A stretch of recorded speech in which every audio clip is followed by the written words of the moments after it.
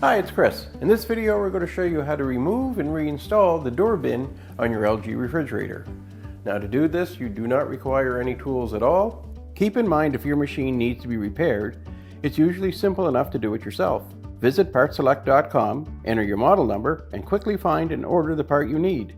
And the main reason you're probably looking at having to remove and install your bin is either for cleaning purposes or perhaps over time the bin has gotten some few cracks or it's been broken just from the amount of weight on it.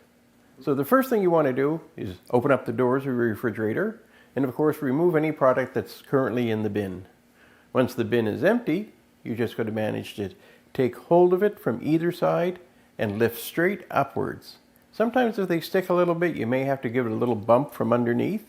But if that's the case, that's not a big deal. Just give it a tap and it'll just lift right out. And then you can either clean it or replace it with your new bin. So just take your bin, bring it into position where you want it on your door, just insert it into place over the little bumps on either side and push the bin downward until it settles into place.